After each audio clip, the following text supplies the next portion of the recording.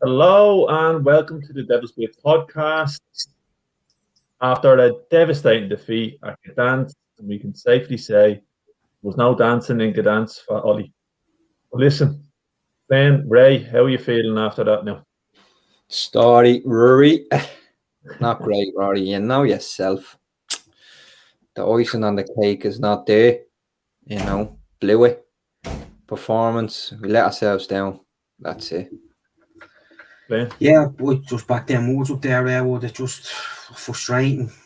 Just that just built me hopes up for it, even though it was only the Europa League, and just the way to lose the way we did, like, you know what I mean, or even to just to not win was just a blatant nightmare in my view. Like, I just horrible, feel horrible. Yeah, it is indeed. And boys, like we always say, no flip flopping around. So we're going to get straight into it. Look at what went well, if you can say anything did, and what didn't go so well. So I'd say we'll be talking about the latter for quite a while. So let's just look at the team selection Ollie had first. I'm just going to bring up a quick graphic here, boys. Glenn, you kind of predicted this before the match. Do you want to just give a little overview of what you think Ollie's thinking here with this lineup? Yeah, Roddy, I just think that this is our strongest 11, and I think it provides the best balance for the team. I was saying before, like that, like, I think Rashford out on the left is his best position. I don't think the right out on the right suits him.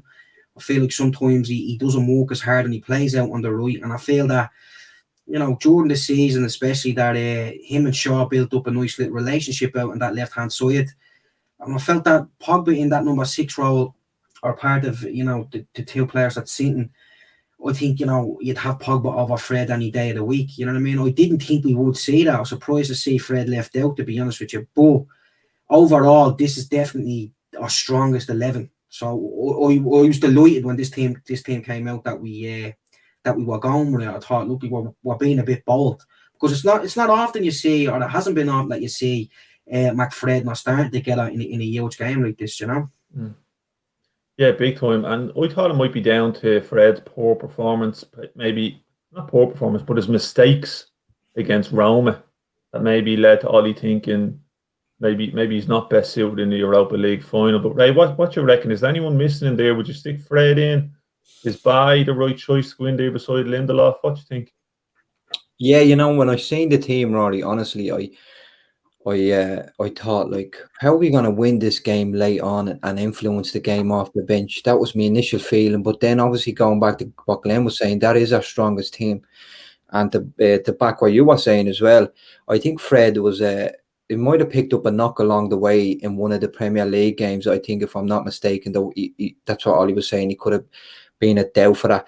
So I was thinking, who were we gonna, who's gonna come off that bench to influence the game late on when we need it? And boy, did we need it.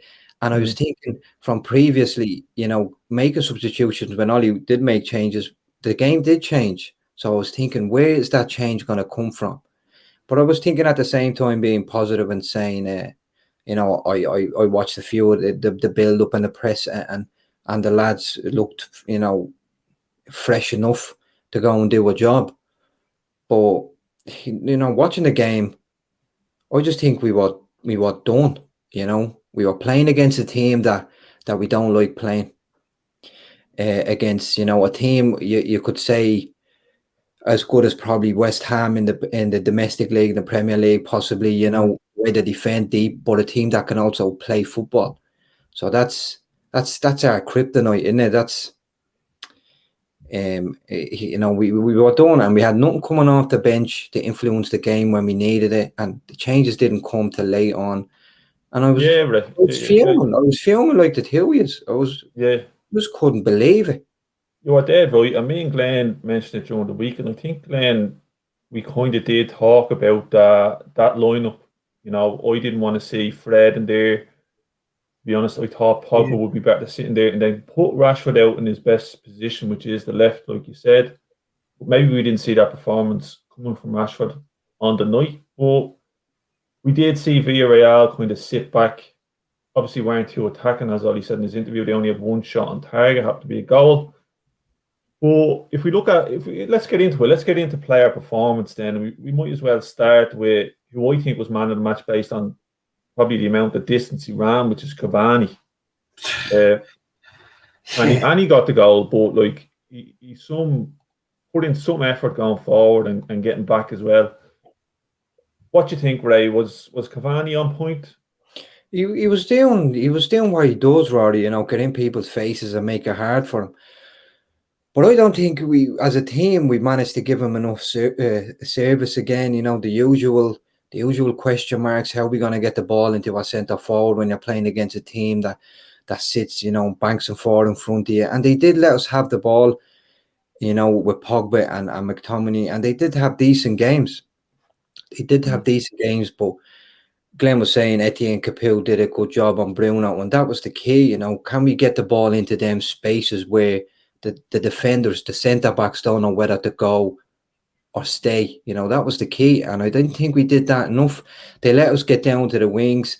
Rashford, he just had a dreadful game. He just didn't influence the game at all. His body language was way off. In such a big game like that, I couldn't believe it. He was getting into them areas in the box where you can't tackle, and he was passing the ball giving it to Villareal. What I think if we did, I know we always complain about McFred, but I think if we had McFred in there this time around and we had Pogba in that position with the energy that Pogba started with, I think the game could have been different. But that's hindsight, isn't it? That's just what that is. Hindsight, yeah. Glenn, what do you reckon? I'll stick on Cavani there. What you think? I think Cavani was like a gladiator out there. Like, I agree with Ray. We didn't give him enough service, but his work rate off the ball. How many times did he go and win that ball back? Or how many times did you see him back in his own box defending? Like, do you know what I mean? We should have been taking a lead off him last night. You know what I mean? He was trying to drag the team across the line, really. And you could even see that with his goal, like when he scored. He didn't really celebrate, like, you know what I mean? He was pumped, he was not like getting his veins out and all, but he got the ball and went straight back to the halfway line. You know what I mean? Like, that was letting us know, look, let's go and win the game. Yeah. You know what I mean? Let's not rest on our laurels. We're back in it. You know what I mean? We're probably lucky the goal. Like, for him, it was good movement and all. You know what I mean? To jump back on side. But when you think about it, we didn't really create any clear-cut chances for him. That was a ping pong around the box, like. Yeah, I mean? And then Shaw, I think, had a shot and smashed him in the face. Oh, that was definitely a shot, Rory. Yeah, definitely a shot. Yeah, and he did have that opportunity earlier on where he probably should have volleyed it. Ball came in from the right. I don't know if it was Greenwood, yeah, great ball, whatever he did, like we always say that Cavani, I suppose, needs a few chances to warm up, and I think that was one of them. And it was probably a big mistake. There was one before that where the ball came in from the left, and he kind of knocked it the wrong direction, but. I think he got caught in 2 miles, Rory, though. I think I didn't like when that ball came in from Greenwood, it seemed to be in the air for a long time, and I think he got caught whether to hit it first time, whether to volley it, whether to head it, or whether to just give it back in the direction of Rashford. And I don't think he actually made the decision on it. You know what I mean? It didn't even get to Rashford. It was nothing really. Do you know what I mean? It was just the ball came in, it was inch perfect, and he just couldn't decide. I think there was too many things going on in his head. Which I think if that had been later on in the game, I think he would have snapped it up or something would have came about with her anyway. Like. Yeah, definitely. Right, sticking with the going forward then as well. There was some points where Rashford or Greenwood made little runs and they got into the box and they looked quite promising. Greenwood got a few crosses in from the right. Bruno came in from the right as well. Personally, I don't think we had much luck, not even luck, much action coming down the left at all. I think our right was... Coming down the right was the best, but they didn't continue that. It was inconsistent. They didn't keep hitting that. What you reckon with Greenwood and Rashford? Was that chances for them? I don't know. I think the key was because they were so deep, it was to bring the ball back outside of the box and recycle the ball and, set someone up. I think that was the key. And we've seen sequence of that all game. We've seen where Greenwood will get into position, but he was coming up against Villareal's best side, I think, that left-hand side of defence, where you have your man Pau Torres and Pedreza, I think his name is, and I thought he had a decent game. So the obvious thing there was to recycle the ball back into Wan-Bissaka and whip a ball into the box. But what Wan-Bissaka was doing was giving it to McTominay, and McTominay wasn't putting that ball into the box from that angle. And you could see Bruno a few times saying, put the ball into the box. When it comes in, it was going to Pogba, and we were just bringing it back across to Luke Shaw, and the same sequence of that play, or Rashford, like I said, they'll get into them positions where you know, the defender's like, will I tackle him or will I just stay off? It's dangerous now. He's in the box. But he was blown it every single time. His body language was off. Talking about not making your mind up. Talking about not being decisive.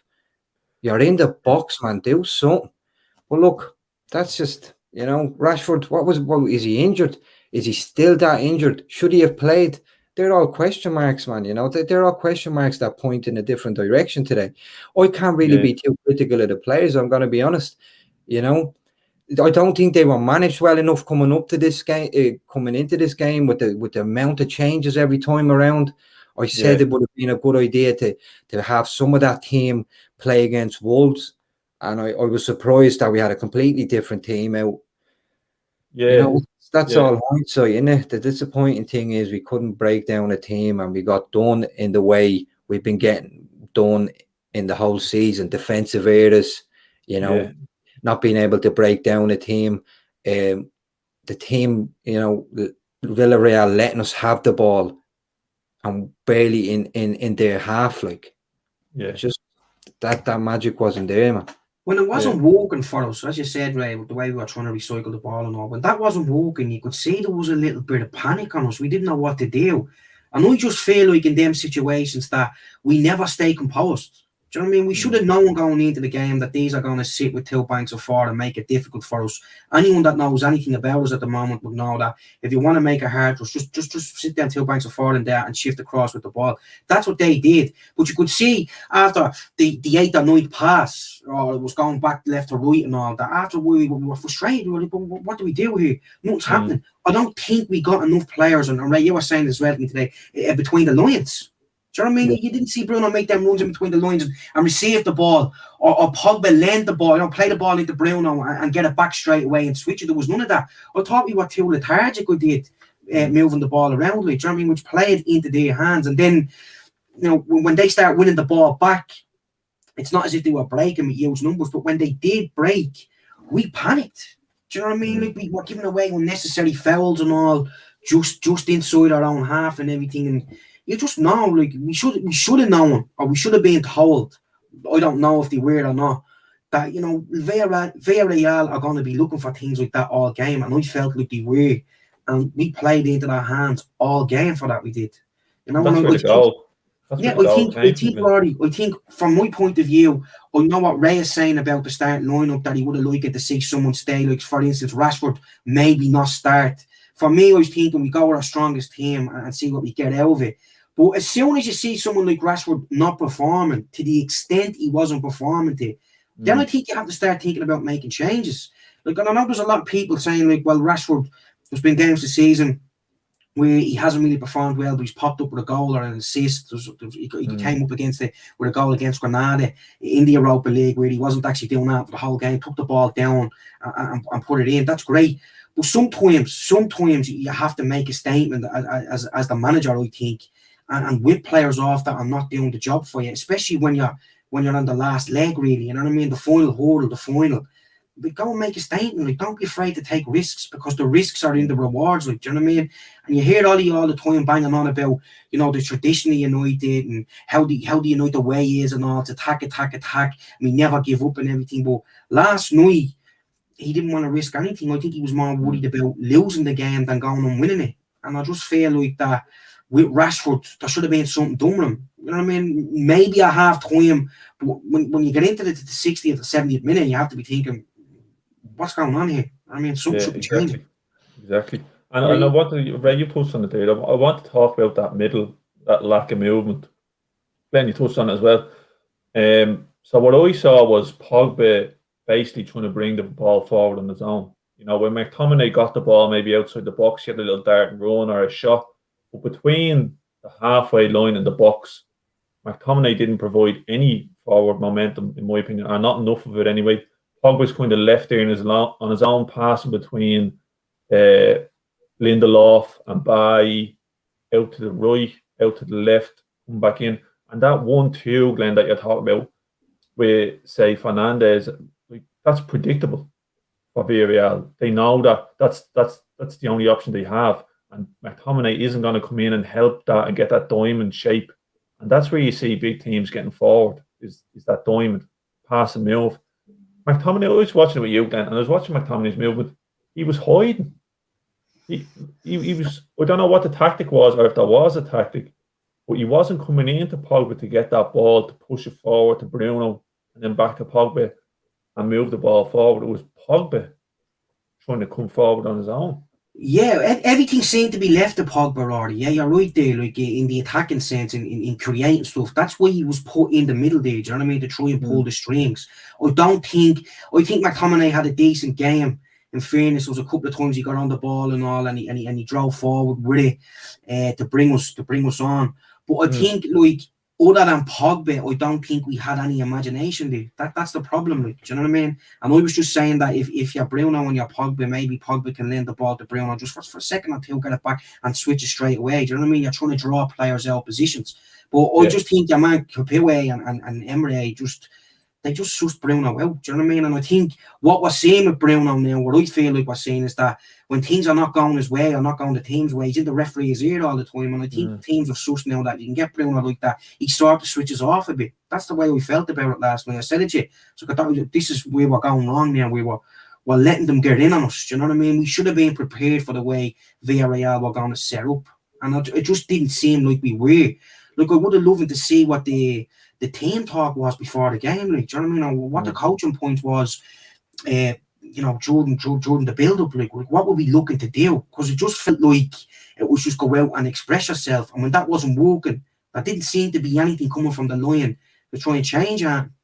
That's, you know what I mean? That's where I think it was. I think we tried to dominate the ball, Glenn. I think that was the plan. Dominate the ball. You're going to have most of the ball, because that reinforces me thought when we conceded and the camera was going to players like Cavani and all, and you could tell we were fuming. You know, that woke us up. Ollie was on the line giving out to Shaw and stuff like that. And I think that's what it was. Dominate the ball. They're going to let us have the ball, and we didn't expect to concede so softly. But then again, you have to have that ace up your sleeve if you're the coaching staff, and we had none of that. We froze, man. We froze when them players were shifting across the pitch and their body language was down, and you could see Pogba starting. This was my frustration as well. Pogba was so fresh in the middle and so effective from so deep, you know, playing balls with outside of his feet and all. If he had started that in that left-hand side position, left wing coming in and affecting the game like that, we would have won the game. That was my initial thought. And we never see the switch from Pogba going from midfield to left wing. We always see it the opposite when he loses the leg. So I was thinking, you can't even do that change now because he's not going to be as effective. I think he played. I was like, what done? We're going into extra time here playing for penalties.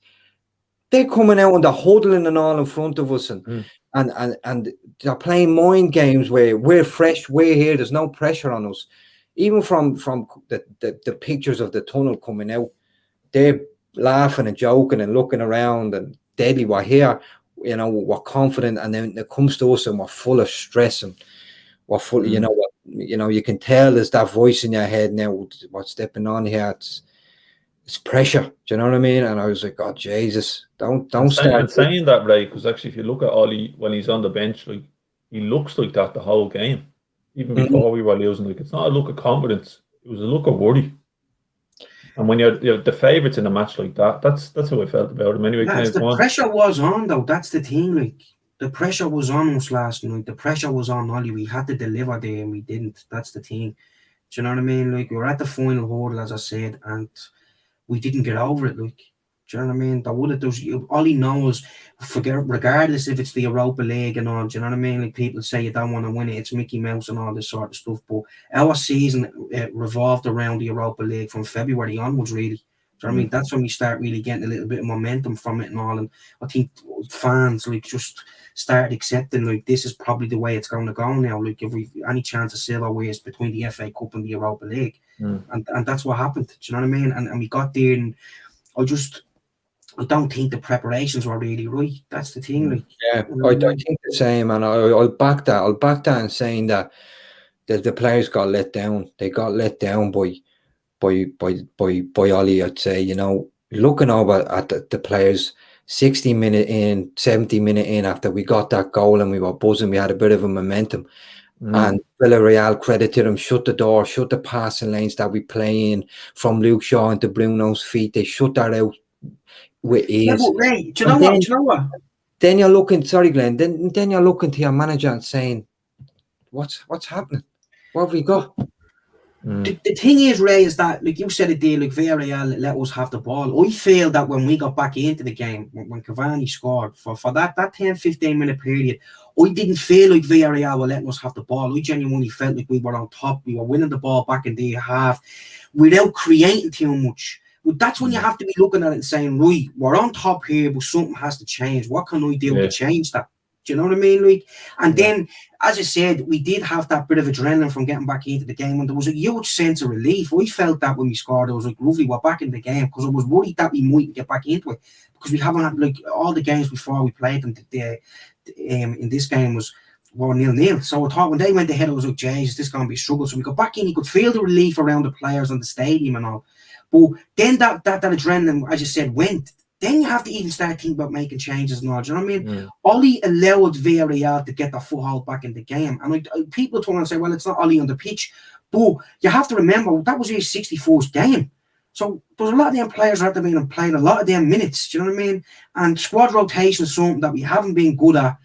Regardless if people think that the squad is not good enough. Do you know what I mean? It's something that should have been used more through the whole season. And it wasn't. And it caught up on us. And Ollie didn't seem to want to trust any of his players. Like they were saying, the likes of Van der Beek and Ahmed, that's 80 million on the bench there that wasn't used. Do you know what I mean? There wasn't even a thought of it. Like I'm starting to think now, if you were in that dressing room and you see the team sheet coming out and you're not on it, like, and you're not in the starting 11, the players are obviously thinking now, because I would be like that, well, I'm not really going to get a game now today, that's it. You know what I mean? Of all people to understand the importance of your substitutes, it should be Ollie. You know what I mean? He's talking about the Champions League final and all 22 years ago and everything, the significance of the 26th of May and all. Brilliant. You know what I mean? You were a sub that day. You were the super sub for us throughout that 99 season and everything, and done very well. Legend of the club for it. So you'd be expecting him to know and understand that role, and he didn't seem to know it. You know what I mean? I just don't buy this. He doesn't trust the squad. That's stupid.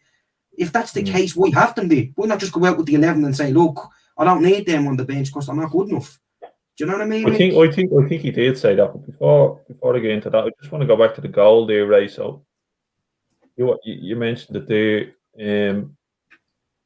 So what happened? Kind of talk me through what happened, what went wrong here. It was a good setup. Villareal, you could see it was probably straight off the training ground. Definitely, Roddy. You know, it was a deep free kick. You know, no one taking responsibility to go and attack the ball again. And the usual mistakes, Lindelof, suspect again. You know, we can't fault the head there. The ball is an awkward bounces. But it's just the same. It's the zonal marking, Raymond. That's the thing. Yeah, you said it. They knew we were doing they knew we marked only, and they looked. And if you look at it, Moreno, he's on Luke Shaw, and then he just moves away Luke Shaw, and he gets in between Lindelof and Bally. You know what I mean? No one's taking responsibility for him because they're all marking their space. That's the problem. And you heard last night, I don't know whether it was in commentary or what it was with Owen Hargreaves or whatever, they were saying, oh, you see Lindelof just looks over his shoulder and sees him too late. He didn't even look over his shoulder. He only knew he was there because he felt him. And there's that communication issue that we have. Why isn't Bally letting Lindelof know that he's behind him, that Moreno's behind him straight away? He can see him coming across him. He doesn't know what to do, whether to go with him or leave his space. Do you know what I mean? Like that's what happened. Yeah. Like, you were cold there, like, and it's a great ball into the box. I said to you last night, Rory, I don't know whether he's agreeing or not. I thought De Gea maybe could have came out and got that ball while it was in the air. Do you know what I mean? Like that's what he's thinking at the time. Yeah. And I've watched or he came out a little bit to try and put him off because he doesn't really connect with that ball great. That's the thing. Do you know what I mean? I thought, I don't want to say De Gea should have got to it, but I felt like it took De Gea an age to even die for it. Do you know what I mean? Like, I don't want to go down that road of criticising the goalkeeper either, but it was a very difficult ball in. It was a very difficult ball in. The way it came in. Difficult ball, Roddy. And you would if you're the keeper, you might expect the defender to get up and get that. And I think maybe that's where I said it to Glenn. Maybe where we were missing Maguire at that point, because maybe Maguire is the person who would get up and smash that with his head. Where Lindelof, he looks tired when he's trying to get back for that ball. He looks like he's struggling. It's that zone of marking, man. You're caught off guard. You're done. If you don't react in time for that, and you let that second delay, you're done. And that's it's not just this time, man. We've seen it even with Maguire on the team in the team sheet. And we've seen it happening. There's the communication has to be there, and you have to be brave and just say it's in my zone, it's coming in. You have to have good judgment as well. You know that ball. You should know the minute it leaves its foot where that ball is going, and I don't think we can figure that out always. We wait and we wait and we wait. It's almost like, look, will you go? Will I go? And it's in the back of the net. And then is Bailly the right player to put in there beside Lindelof for that game? I think so. Yeah, I think he knows Villareal as well. It's been a long time since he left, but he knows, and he's decent on that right hand side. Lindelof is always going to come in. If he was going to come in and play on the left hand side, even though I know some of you think that he's not the best there, or he'd be better off in Bally's position. But then Bally's build up play and his passing ain't as good as Lindelof's. And you've seen yourself, we always build from that part of the pitch with Luke Shaw and Maguire. And I think that was a big part, lads, in our build-up play. The reason we probably had to play Pogba if Fred wasn't injured.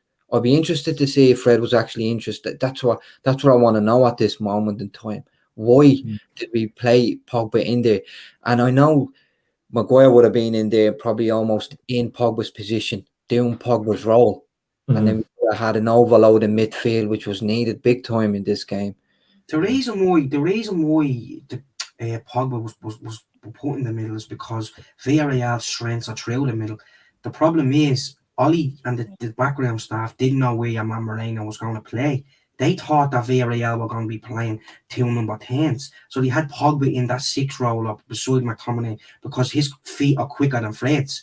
Do you know what I mean? Like, you seen it last night when Fred came on. I think it was second or third touch, the ball gets caught under his feet and nearly gives it away when he's playing the ball. That would have left them breaking on goal for us. Do you know what I mean? Like, I think, I'm not going to turn around and say that Fred should have started last night, because I feel like that with Ollie not starting him, I think it showed us that we're probably at the stage now where Ollie's realising that, you can't be going into games at this magnitude with Fred and McTominay in the same team.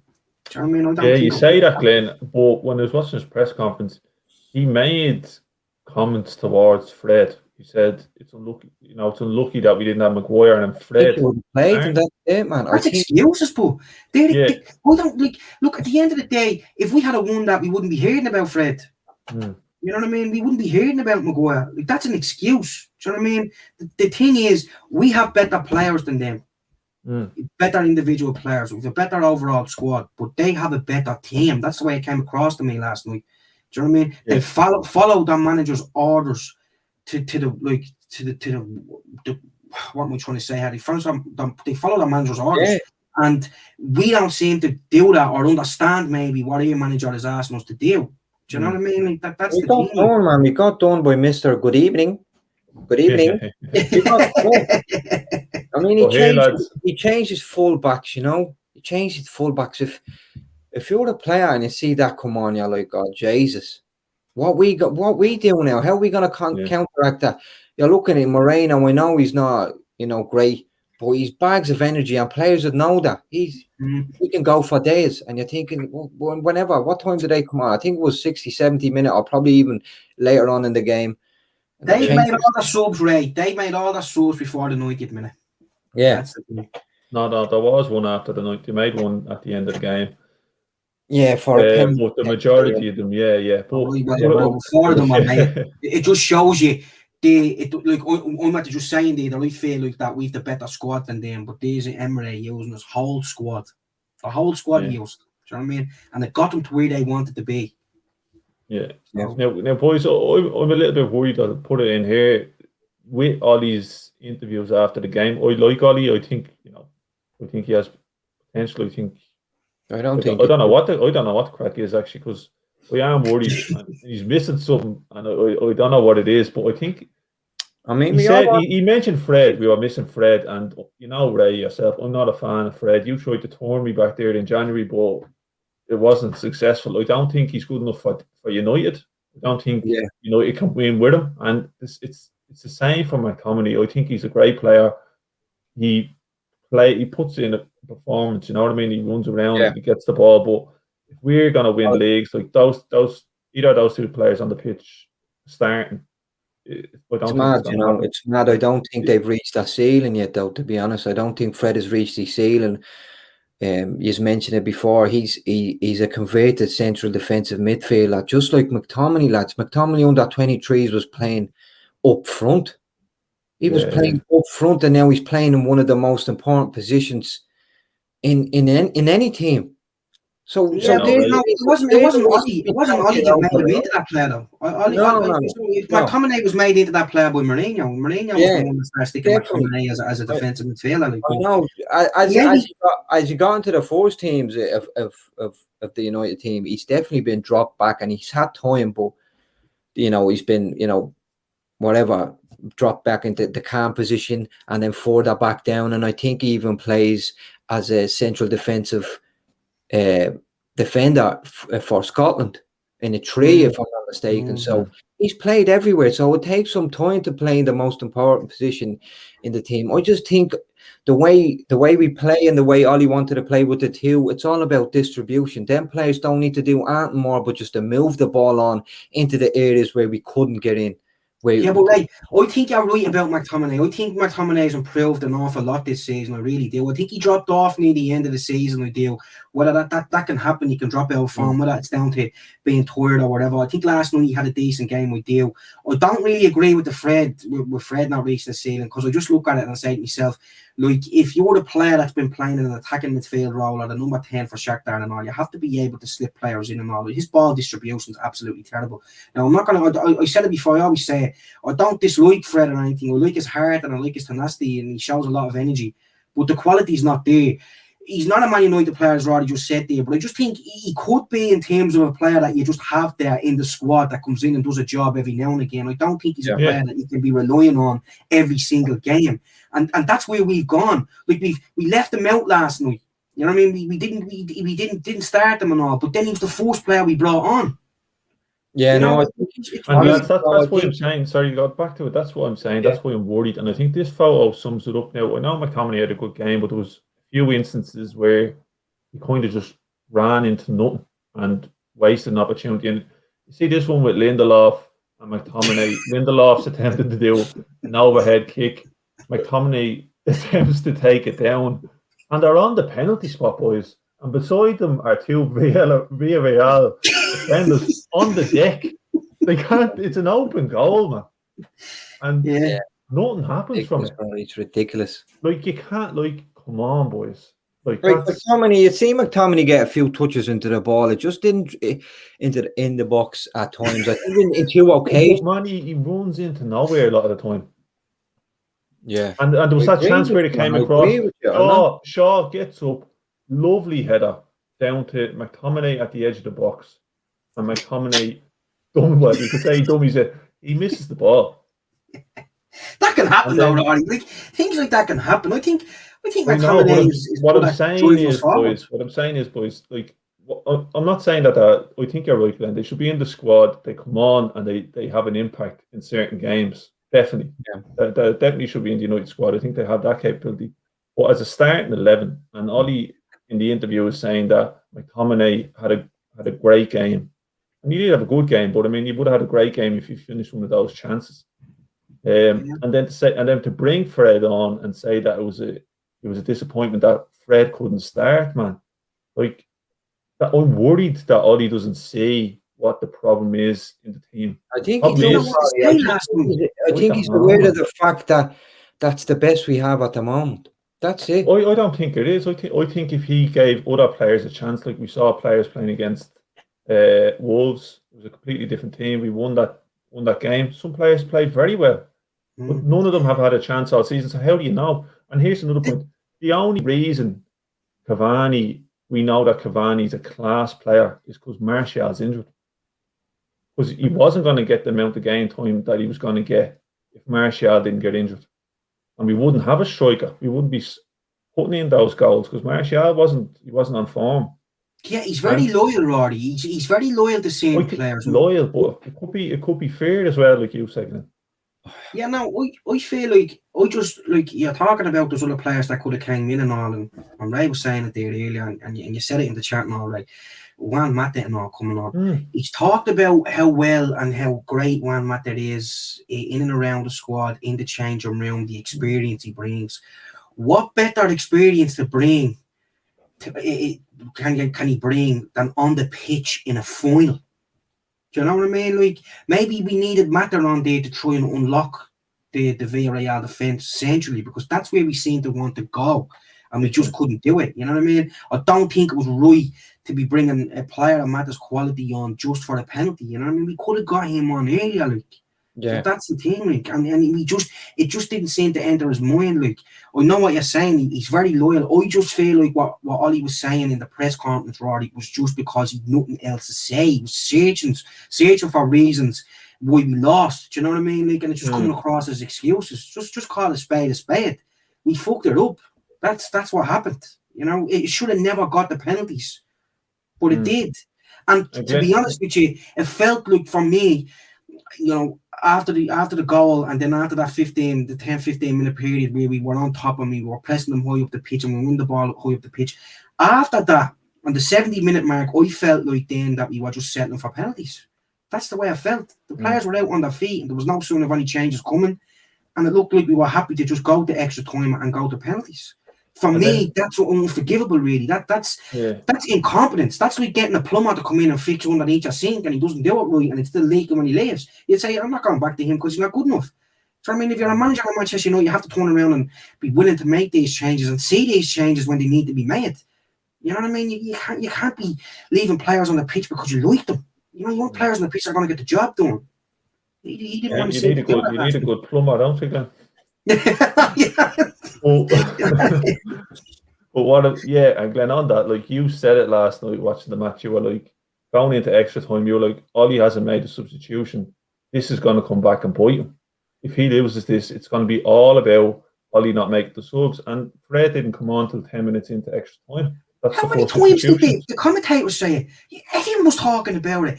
The whole social media was talking about it. It was everywhere. I think like everyone knew that changes need to be made, and the only one that didn't seem to know or didn't want to know was Ollie. And I was saying to Ray earlier, I was saying, like, what were the background staff doing? What was Michael Carrick doing last night? What was Kieran McKenna doing? What was McPhelan doing? Were any of them getting into Ollie's ear and saying, listen, do you want to try and change it this way, or do you want to try and get this player on here, or maybe go with a different formation, or maybe put players in different roles around? What they doing that we don't know because the camera wasn't on them. But if they were, why wasn't any of these like taken up? Or we made look like he was taking them up. We didn't change our system once. Okay, we brought on Fred and we put Pogba out onto the left. But as Ray said, by the time Pogba got out there, he was going to do. Yeah. Ray, what you make of the sub? So we have Fred coming on at 100 minutes. Then we have James and Tuanzebe coming on at 116 minutes because James class are getting goals in 4 minutes, I tell you. And then you have Mata and Telles coming on with 30 seconds to go. Yeah, it's embarrassing, man. It's embarrassing the fact that he couldn't see them players were struggling after 70 or 80 minutes. Pogba was switching the ball and he was losing his feet kicking the ball, like. And then you'd see them shift from side to side, and the body language getting over there. Every time you'd have to start that run to get over, drop your head, man. You're tired, man. You're done. Make the changes. You're waiting for that moment of magic from Rashford.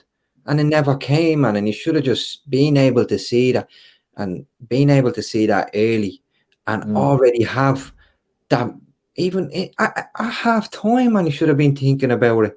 At half time, be a plan. There should be a substitution plan. Because it was the only way. I thought it was the only way we were going to score, man. Was a ping ball in the box or something like that, or a deflection, or or a bit of magic to put a ball on Cavani's head. That was the only way we were going to score that game. That's the problem, Ray. We're relying on individuals too much. We're relying on a bit of brilliance to get us over the line all the time. It's just like you look at it. He's left his subs late all season. It's been very rare where you've seen a player come on the 65th minute or the 70th minute. It's more. I know it's happened a few times, the other occasion, 1 or 2 times, but more than likely players have come on and then 5 or 10 minutes left. We praise him for doing the job that he's supposed to do.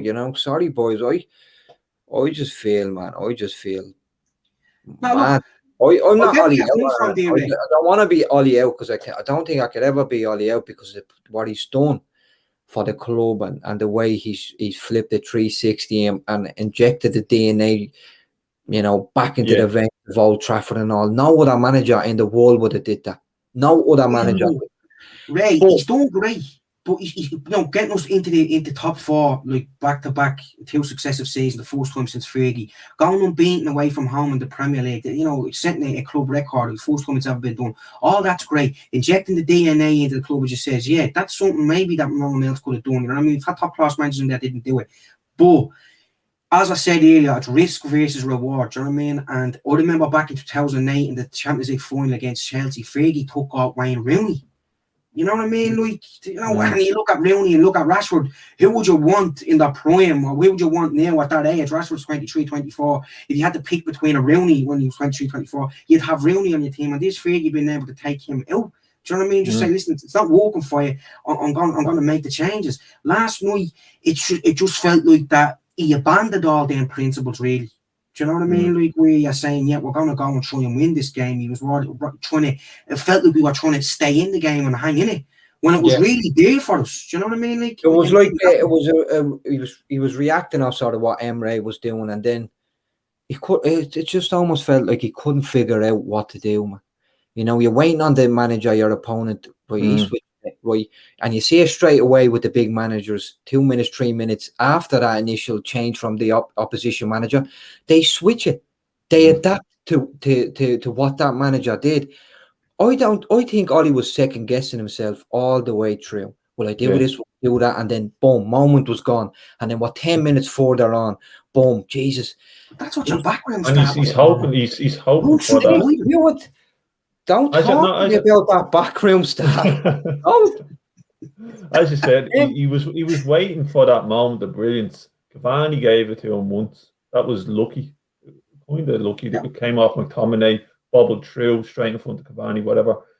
But what I will say is that when Fred did come on, just before that, it was Rashford was down, like holding his ankle or whatever, and I think Rashford was surprised he wasn't coming off. Yeah, I think Greenwood was surprised. I think Greenwood was surprised that he was coming off. That was the easy choice, Rory. That's my point. It's easy to take Mason Greenwood off the pitch. He's the youngest player on the pitch for us. Do you know what I mean? If anything's going to come of it, he's probably going to be able to handle it. I don't think he wanted to have any confrontation with Rashford if Rashford had got a little bit pissed off. Do you know what I mean? And if you have a player coming off, we've seen it before where players come off, they probably throw their jacket down or flick their boots or whatever. I don't think he wanted to deal with that. I'm not saying Rashford would have done it, but I just think he bottled that call altogether. Do you know what I mean? It was easy to say, I'm going to take Greenwood off and leave Rashford on. That's ridiculous, man. Like he went down holding his ankle and all, What are you gonna get from Rashford if he has no pace and no ability to go at players? What are you gonna get from him? Is he gonna be able to break the lines? He turned it up for 5 seconds on the right hand side in that game when he lost the ball at about 10 times on the left hand side. He found himself and he did a little bit of magic and found himself in the box. That's all he did in the whole game. And his body language was way off. He stepped wrong on his ankle. And that wasn't that bad. But because he was wrecked and probably had a previous injury in that particular ankle, he must have got the fright of his life when he felt a bit of pain. And then, you're looking at your manager and you're just saying, take him off, man. Do something. Yeah. Go out on your, on your shield. If we're getting beaten over here, don't wait and let them suffer in extra time like that. Let Villareal feel great and grow more and more into the game.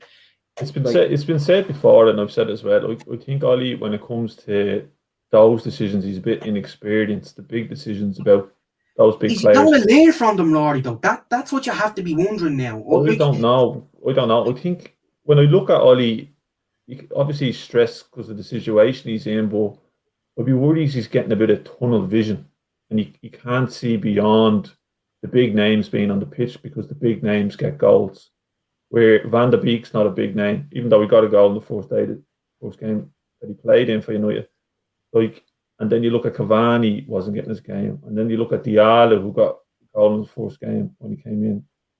The goal against Milan, yeah. I know what you mean there, yeah, goal against Milan. Sorry, this is the problem, Lordy. The problem is that you have players that's in the squad that know no matter what they do when they get that chance, they're not going to break into that first team. What player has broken into the first team? Okay, you could say Henderson maybe, but that was more forced than anything else. What player has actually come into the team and made a position his own? Every player that starts for us is a player that's been in that position for a while. Do you know what I mean? He's made his own, I'd say.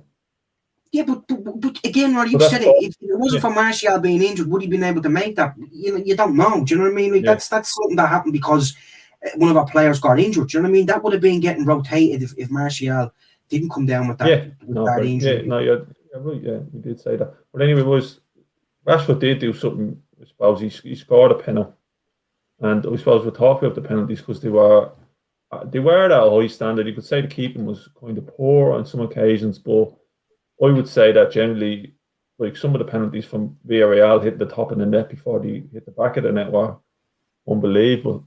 And then I have to give it to Fred. He gave a good penalty as well. Boys, what do you think? Was that quality penalty taken, or was it kind of poor keep? I think some of them were quality, man. I think some of Villareal's penalties were quality, and we matched them. I think we matched them all the way. I don't want to be too critical because, like you already know, it's a lottery in there, isn't it? But I was just looking at De Gea as well. A bit of body language was like he was just like unbeaten before they even kicked the ball. You know, I just wanted to see a little bit more conviction or something, or put yourself out there a little bit more, get into people's faces, do something. You know, you want to edge the upper hand towards in your favor, tip the balance of the penalty taker. But look, that's just being very critical now. If I'm being honest with myself, but it's just they can go anywhere. Quality of the penalties, they were quality. Dragged on a little bit. I don't think I've seen one that went on so far. I was thinking this is not healthy. I was getting anxiety. I was getting relief every. We couldn't sit down. 40 seconds. Yeah. I couldn't sit down, Roddy. You couldn't stand up. Legs like jelly. No, but look, I think. Look, what was it? 21 out of 22 penalties scored. You know what I mean? That's unbelievable.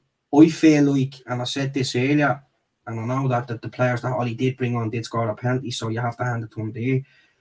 But when you look at De Gea, he's the worst penalty record in the Premier League for saving, and Henderson has one of the best. And just to be a little bit, you know what I mean, just to do something different. Why not take De Gea off for 30 seconds to go and put Henderson on? It just gives a little bit of reverse psychology to Villareal. They're thinking he's started taking the goalkeeper off. Now this goalkeeper must be good, even though they'll have teams of people knowing what Henderson and the De Gea's strengths and all that. You know what I mean? In the moment, that could have changed it for them. You know what I mean? The one thing I will say is, you know, you can't blame De Gea for missing the penalty on him, but like three of the Villareal penalties went down the middle. Do you know what I mean? Like, come on. Like, he didn't look like he was going to save a penalty. I know he got a hand on one of them, but he didn't look to me like he was going to save a penalty. And he didn't. Anyone you talk to, they'd say that. Do you know what I mean? And you look at the Villareal penalties, some of them were brilliant. Some of them went right into the root of the net. Some of them were slotted right into the corner. You look at their goalkeeper's penalty, like, Jesus Christ. You know what I mean? Like, compared to what De Gea stepped up to do. Again, and you can't blame him. I don't think De Gea was ever expecting to take a penalty. If you had went to the night before the game, when they're going to bed, I don't think he even dreamt that he'd be taking a penalty. But you look at the confidence their keeper stepped up with compared to De Gea. De Gea was like that in the goal. That's the way I felt. He was like that. So I mean, their keeper was standing up and all real straight, just down. De Gea didn't look like he wanted it. And I just feel like maybe, you know, as a player, you'd probably turn around and say to your manager, "Listen, I'm not feeling this now. I don't think we should you should take me off there. You know what I mean? Should these things be getting talked about as you're going into extra time? If it gets to a serious stage again, take me off. Do you know what I mean? Like, it's Glenn, just... that's what I've been saying in the past, the consistency and planning. So we've seen it with the keeper, we've seen it with the penalty takers in the past, and then maybe the captain's armband. But you need, these all need to be planned out. Every situation needs to be planned, and you could see it maybe from the Villareal side that it was. And you're telling the keeper and you're telling all the players, just smash it into the back of the net. Ollie was making a list of penalty takers before the just before the shootout. So camera went on and he's sitting there with no book, and he's writing down the names of the penalty takers. And as you said there, Rory, they should be already done.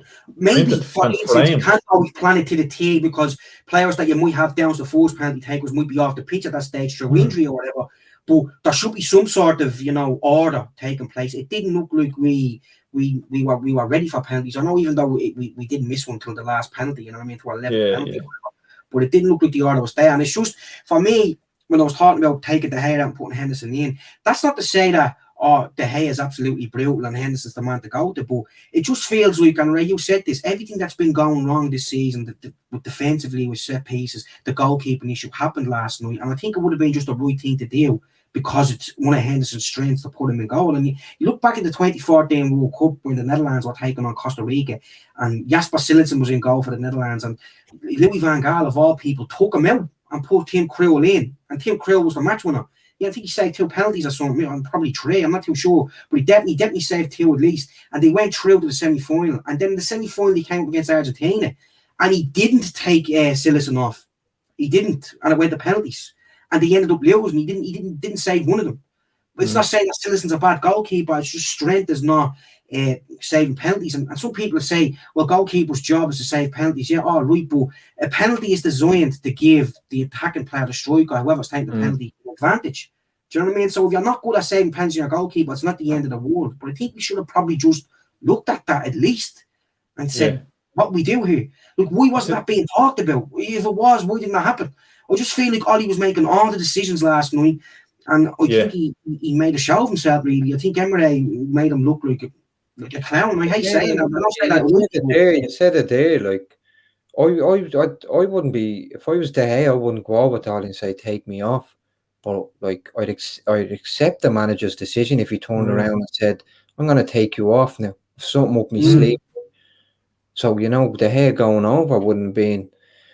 Even I didn't. No, I know what you're saying there. I don't mean to. I know it's different there. I just felt like, as you said, it didn't look like De Gea was in the best place when it came to the penalties. He looked defeated, and it was one of the weirdest penalty shootouts I've ever seen. Because, as we said, like, the first 20 penalties, or the first 21 penalties went in.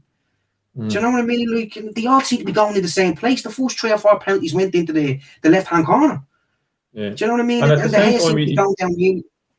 It was quiet for De Gea all game, even for Rulli. Is that how you say it?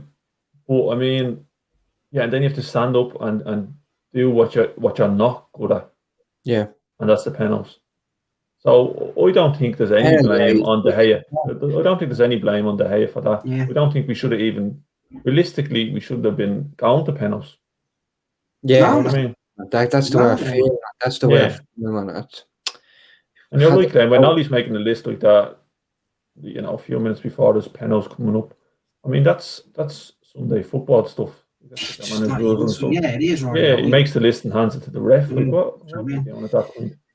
But, all bases should have been covered, and I don't think they were last night. That's the thing. All the bases were covered last night. Yeah. I just hope to think now that Ollie's learned from that mistake and it makes us better. You know what I mean? Because don't make any mistake about this. This is at the point in huge pressure on the whole team now.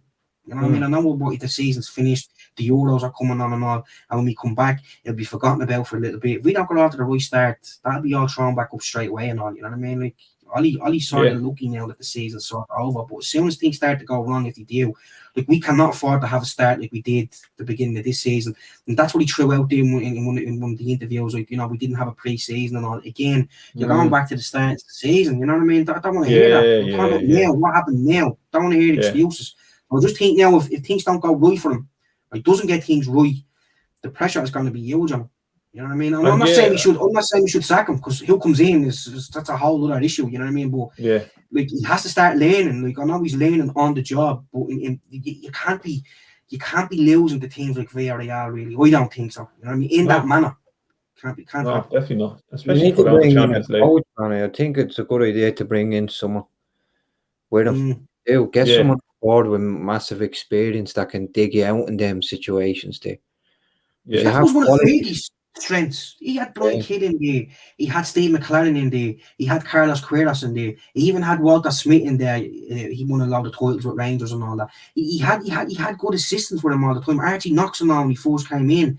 So like that's that way of right there, man. That's something that's real important and all. Do you know that way? Yeah, I'm not saying that I we have don't want to be like, too harsh on Carrick, man, but what's Carrick gonna do? You know, Mike Phelan deadly, but bring someone else in. Do you know what I mean? Bring someone else that's probably have no connection with the club. I know we've done well to go back to everything, you know, involved in the club and all, but it'd be nice to see someone there coming up in this next season. Now we're probably, I think, in some other players coming in now, you know, probably from all over the world now. Do you know what I mean? Attracting big names. We're back in the Champions League now. It'd be the right move to make.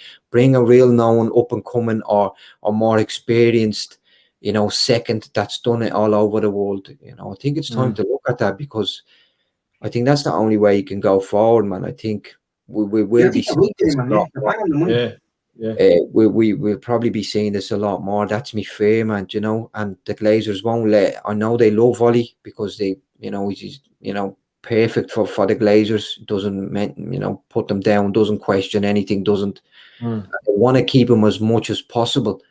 But if, like you were saying, Glenn, if we have a start like that again, you know, slip down 8th, 7th for half of the season and then push for final, you know, for the top four, I don't think that's good enough, especially if you bring in a player or two that you're thinking is what we're missing now to have that final push for actually to push City further or whoever it may be. I think we're in a bit of trouble.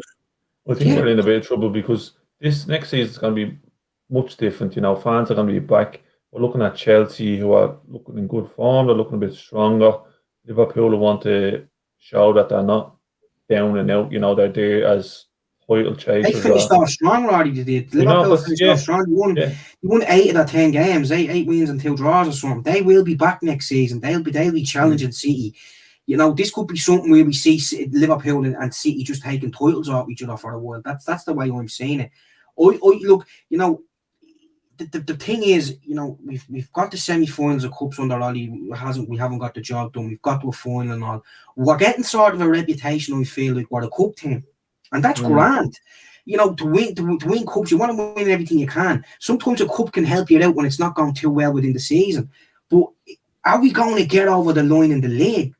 You're always judged on what you do in the league because it's over 38 games. Do you know what I mean? And I just feel like anytime we make a couple of steps forward, Ollie, we make the exact same back all the time. There's always disaster, it feels like, around the corner with this team. You know what I mean? There's always heartbreak around the corner. I don't think the team is mentally tough enough either. You know, like you think of what we've done this season, we beat City and all that. Great. But we've never been able to, you know, push on from any of that. It's that consistency.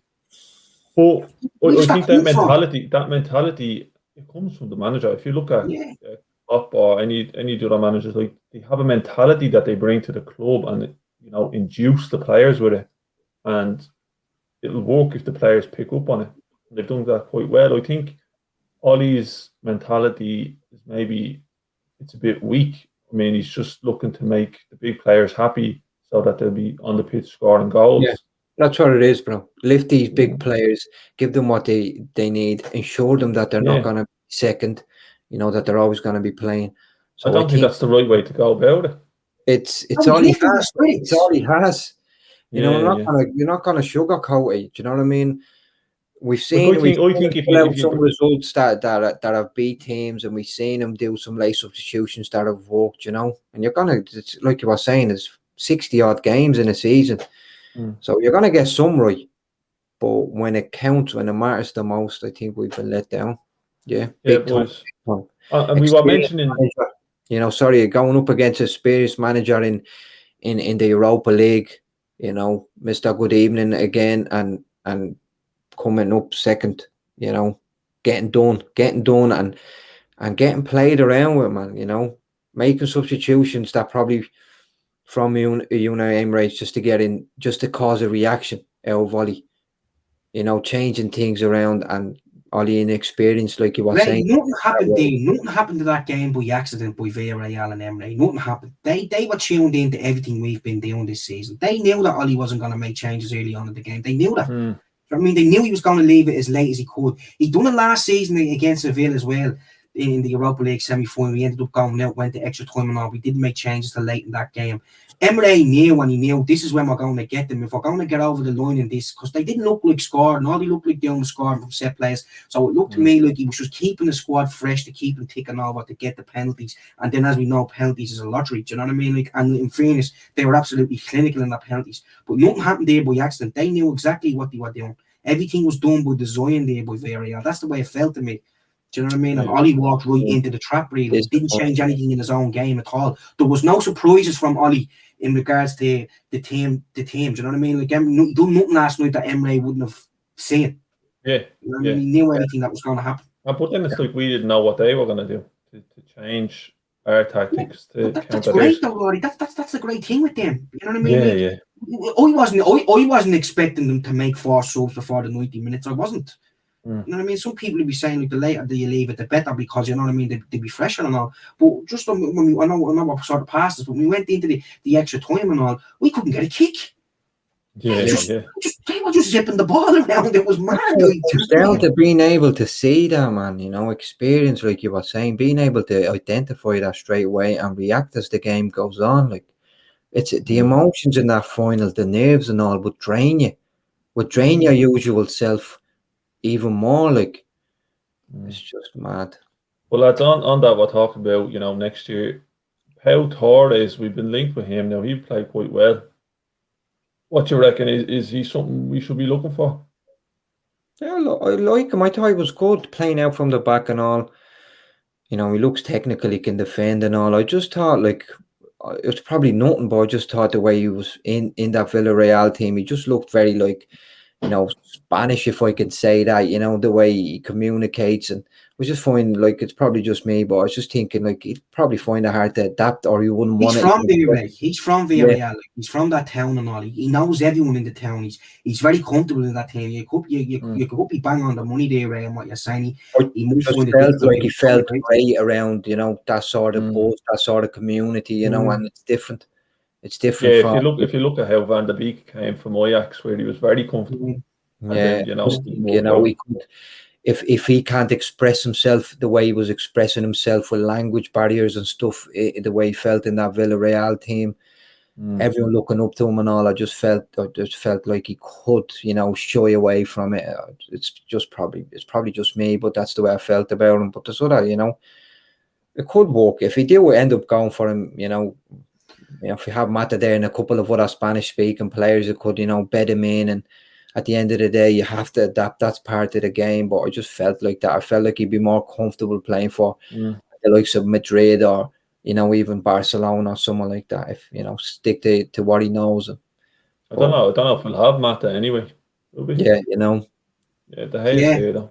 Sad way to go for Matt if it is that only seconds for a penalty. You know what I mean? I think that's scandalous. Like, to be like, people are turning around and say, well, he did score his penalty and all. No, he did, and that's great. But, like, you know what I mean? As I said, you heard all this experience about him and all. And there was nothing. He didn't get a look in really all season. Yeah. You know what I mean? Like, but I think that Pau Torres thing, though, I thought he was great last night. I really did. I thought that young that's on loan from Spurs as well. What's his name? Font. Yeah, the left wing or the right wing or something. Yeah, he was right back. Right back. Yeah, he got the head injury. He did very well against us. Well, he battled through that game. I mean, how many players have we seen that's got a head injury like that go off? That way, like, or maybe. You know what I mean? As you said, Roddy, like, his head must have been thumping during that game. You know what I mean? He didn't blink. Counted himself. And I thought, as we said, you have to look at it like. You look at Etienne Capiwe, he was playing in the Championship 6 months ago for Watford. He got relegated with them. Now he's a Europa League winner. You're looking at, and he played really well. You're looking at Francis Coquelin as well. Like, he came on, ex-Arsenal. he went to Valencia then. Now he's Europa League winner. Like, do you know what I mean? These players, Alberto Moreno, do you even see what he done? Do you see what he put up? Yeah, saying that. Yeah, You I'll see give that him Rory that. Alberto I didn't Moreno? say it, no. He's What did he playing for put up? Liverpool at left back. He's sitting in the Oh, dressing room. yeah. And he's like, this is for the Liverpool fans. Boy, out. And I have to say, there was no Liverpool fan that had anything decent to say about him because he's absolutely fucking shy. And I know he does bring that energy, Ray, that you're talking about, but he's brutal. Oh And yeah, I did hear the Bills in the stadium when he came on and all. Though, even though it wasn't the Bills, that was funny. Right, lads. So it is the end of the season, and it's not a good end of the season. We didn't get the only trophy that we thought we were going to get, and maybe it's not a trophy that we wanted anyway. And actually, we saw the players taken off. Yeah, we but did want not it. at the start. Not at the start of the season. No, not the start of the season, Roddy. But Yeah, listen, last night we wanted it. No, but yeah, we wanted it since February, man. Look, I'm telling you, look, it's a hard competition to win. I know people are going to turn around and say he's off his head now, but it is a hard competition to win, and we failed to win it twice. Didn't win it last year, and we didn't win it this year. And I asked you then, I asked you, did anything come up about the players taking off the medals? We thought that was very disrespectful. I don't know what the reason was for it, but I saw that Mata and Cavani kept the medals on. The older players in the squad, that the respect of coming second, like you still have to respect the team outdid you. Brody, I've seen people get winners' medals and take them off their neck, man. Is that disrespectful? But there was something going on there. There was so many of them doing it. Yeah, some of them didn't want it to be put on their neck, and you could see some of them just legging it off that stage, getting that medal and legging it off that stage. Look, you didn't do enough, man. You didn't do see a problem with it. I really don't. You didn't do enough in the game. I've seen it from Tommy. I've seen it from a couple of players. Yeah, I just felt. But that was like they came together and said, "Boys, we're not going to win our medals." For what reason? I'm only asking if you know what that reason was. Did it come out or anything? Yeah, it's just the fact that they think that they're not happy with it. That's what indicates to me that they don't deserve to have lost that game, or they felt like they should have been the winners. And it's okay because they want to portray that they're winners at the club, and they don't accept second place, and that's okay. But I don't like it. Anyway, boys, what I was saying anyway before I went on a rant there, it's the end of the season. How do we feel overall? Bar last night. How do we feel overall about the season as a whole? Go for it. There's been loads of ups and downs, man. You know what I mean? I said it already. Second place, look, it is what it is. Like, we were never really in a title challenge. Where we made it top, and then, you know what I mean, Leicester City come back into it. Not Leicester City came back into it. We couldn't do that, and we fumbled the ball. We didn't really try and catch up with them then, or have a chance of catching up with them then, you know what I mean? The only thing I can hold on to is positives is Champions League football for the second successive season, which is ridiculous when you think about it, you know what I mean? The club of our size that we're happy about that, but Ollie has got that done, going unbeaten away from home, another good thing. But as I said, there's been, with positive stuff like that, there's been disasters around the corner. You look at the 6-1 defeat by Spurs and all at that time, that was a disaster. The defeat, Ray, against Sheffield United that time, like the draw at West Brom and all, like things like this have to change. But overall, like, it's hard to not take into account what happened last night in the game. But yeah, you'd have to say there's been progress. But it's the second season under Ollie, the second full season under Ollie that we haven't won a trophy. And it's the fourth one overall where we haven't won that. So we're getting to a stage now where, like, we're looking like where we could be dropping out of people that want to come and play for a big club, really. Like, I'm looking, you're talking about Pau Torres there. Like, would he want to come to us now after what happened in that game? I'm not saying he's better than us, but you know what I mean? Like, looking at it, like, players know what's going on the pitch. They can see decisions being made and all. Is it something that you'd want to come down and have a look at? I don't know. But overall, progress, that's all I'll say. Tiny bit of progress. Right. It's a up and down season, given the fact that we had to come through them pandemic times and stuff. And as Ollie said, no proper pre-season. And he said it, we weren't the only ones in it. We weren't the only ones in it. All don't forget, Pogba had COVID, Ray, as well, yeah? He did have COVID and he's pulled through. And that's actually going into my next point there. There's issues at the club now that we would have probably dealt with easier coming into the summer if we had a trophy in the bag and all. And there's times in the season, Glenn mentioned them as well, and they were deflating losses, but the way we lost, we put things right, we put the building blocks right again after them slowly but surely, but then we get let down again in the Europa League and the same issues like we were saying. So it is a little bit of that this season, a couple of steps back, forward, a couple of steps back, but progression is the fact that, like you were saying, another Champions League entry again next season, which is great for the club, man. I think if we didn't get that, we'd be distraught, and that's what's keeping me going. What I was really disappointed in was towards the end of the season there against Liverpool, where we couldn't, put a nail in the coffin there and beat them when we had the momentum. We wanted to go and prove that we were the better club at that time, and it's after giving them a chance to get the Champions League spots and compete for the same players that we want to get. And you're gonna have that there as well, and a couple of things like that, man. But I'm trying to look forward. I'm trying to see what we bring in this summer. I'm trying to see. It's sustained title challenges needed next season. That's what's needed. Yeah. We need to go up because look, as we said, you can't. Everyone's going to get stronger. You know what I mean? We're battling on our hands to bring in the players we need to bring in.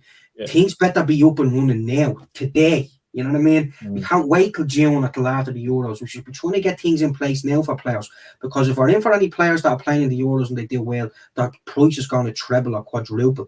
And that happens when it's us and because they've played well in the competition. But we have to be looking to play and put in a proper title chance next season and see how far we can take it. Do you know what I mean? Ronnie, what do you think, though, man? Don't bottle in the Champions League. Get out of the group stages as well. Yeah, that's what you're looking for, right? As well, you have to get out and big on the big stage and bring in the right players in, man. Don't mess about for a few pennies, as you'd call it, when you're in relation to the amounts that we're spending for players and stuff. Get the players we need. Go for the likes of Varane if he's available. Things like that. Sancho, get it done. Yeah. Just on that Varane thing, Ray. On the Varane thing, I was listening to Rio Ferdinand and he was saying, look, Varane, great player and all, but he's a lot of injuries, he was saying.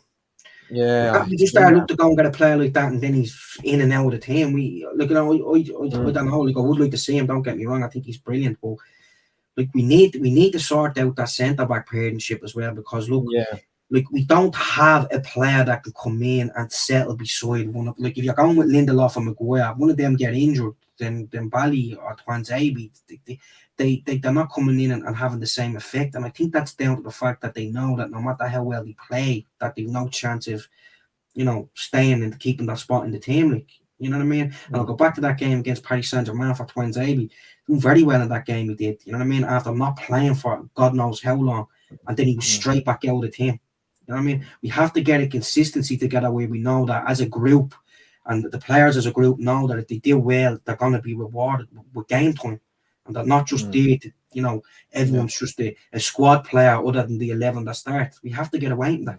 You need a big squad. You need a big squad because we need a trophy. And if, you're not guaranteed to win the league, you're not guaranteed to win any trophy, actually, never mind them big ones, the league and the Champions League. So we're in a boat where it's gone another year now without no trophy. So he needs a big squad to be able to compete in the smaller so-called trophies like the Carabao Cup and the FA Cup, and then still perform to a high level in them in the big two, the Premier League and the Champions League. And I think he does know that he needs a big squad and he needs to be able to rotate that squad accordingly, So there's a lot to look at, man. A lot to look at. It's make or break, I think. Yeah, no, that's what I would say. It is make or break next year. But this year, Glenn, I'd say, like you said, a bit of progress. So I think there's a bit of luck in that. Some of the other teams didn't perform as well. Spurs kind of fell off, even though they were playing very well. So the challenge kind of dropped off. We did play very well, but we made it very difficult for ourselves, boys.